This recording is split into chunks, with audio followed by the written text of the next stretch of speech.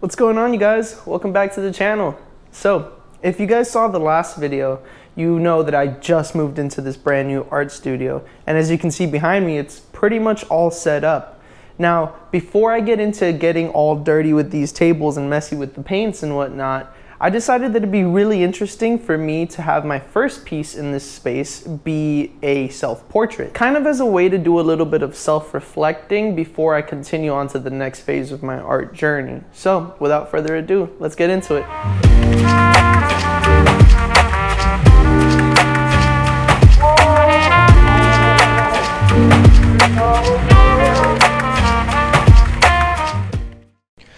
Alright, so hello again everybody, and welcome to this new camera angle that I'm trying out. This is definitely new to me, but I'm gonna be trying out a bunch of different camera angles in the future, so this is just gonna be one of many. Anyways, let's get into today's artwork. I actually decided to do the first piece in this new place on Photoshop simply because it was the first thing that was set up when we moved in.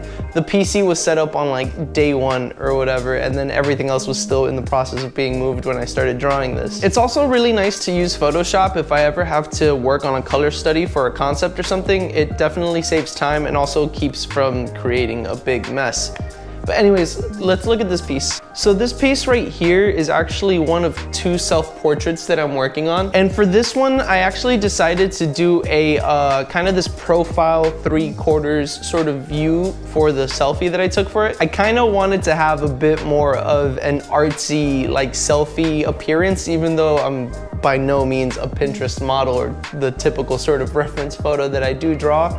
What was important is that I gave myself a little challenge that was something more than just a boring selfie. Regardless of whatever expression that I'm making, ultimately what matters in this practice is making sure that I capture my likeliness correctly. This portrait actually took me about an hour and 20 minutes to complete, so I definitely wasn't rushing, but it was certainly quick enough for me at least to consider it a nice study or practice of portraiture. You can also see the way that I approach my digital work, starting off with a red layer, then moving on to the blue layer, and then finishing off with a purple layer.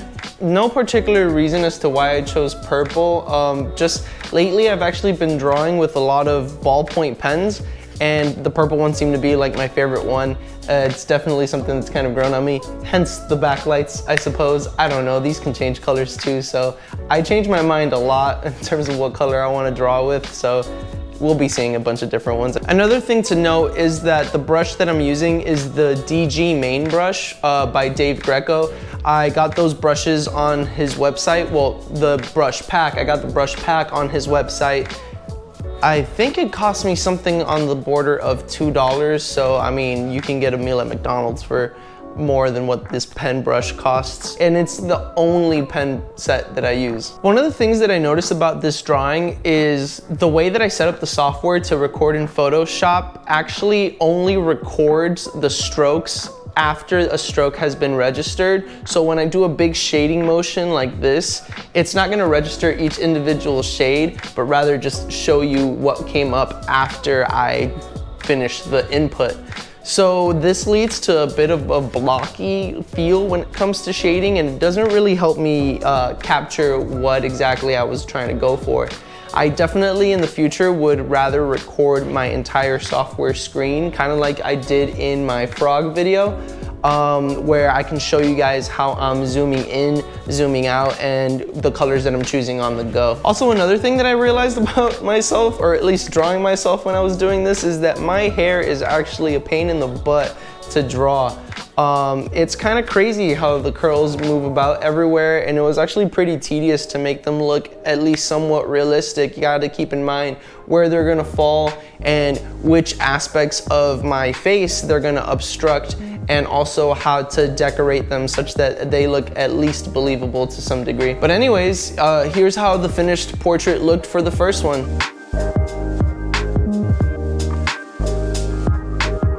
All right. So now we're moving on to portrait number 2. And for this portrait, I decided to do a bit more of a traditional head-on selfie that's expected when you see self-portrait work. Although what's really truly expected is probably like you sitting in front of the mirror drawing yourself live. but a selfie is gonna suffice. And as you can see, I wash, rinse, repeat the same formula that I always use when I'm going in digital. Starting off with basic mapping with the red layer. Then I move on to more detailed shapes and advanced mapping with the blue layer, kind of like laying out those shadow maps and laying out plumb lines to see where things are gonna fall relative to each other. I also lay out kind of where my hair is gonna go on this like scraggly beard that I have. And then finally I finish up the piece by laying out the purple layer, which is where I finish all of the fine detail lining and do all of the shading that goes onto the piece. It's a lot easier to notice it in this piece compared to the other ones, but I kind of lay out these like blocky shapes that kind of look like dreads. And this is basically kind of like laying out a play area where the curl will occupy space in. It lets me know that, hey, a curl is gonna come here. Don't get too crazy kooky with the details that I'm putting in there to finish out making a strand of hair or finish making a strand of hair complete in that section. So one of the takeaways from this piece is that I noticed that I probably shouldn't have fleshed out the eye in purple as soon as I did. I think I would have benefited more from staying in the blue layer, making sure that things are correct relative to each other and that I'm kind of fleshing out some of the details, but not too much. It would have given me a more accurate representation of my own face.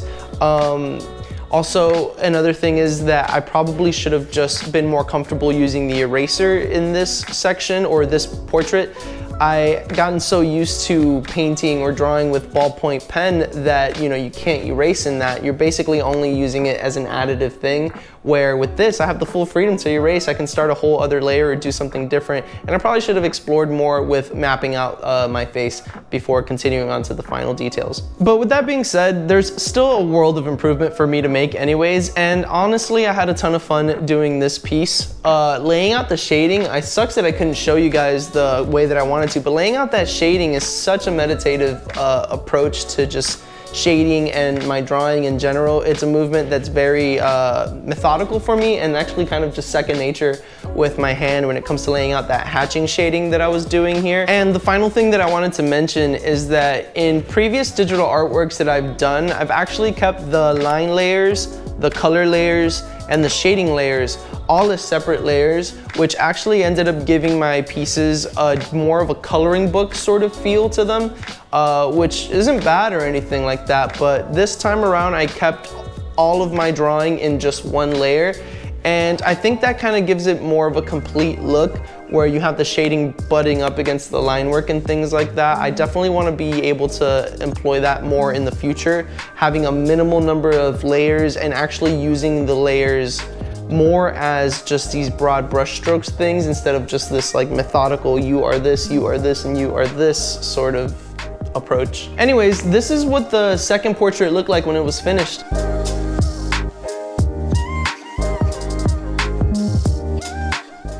Well, there you have it, folks. These two portraits were a ton of fun to create, and as always, you can view the completed pieces in my Instagram linked in the description below. Also, be sure to subscribe if you haven't already and hit the notification bell to stay up to date with any future videos that I post.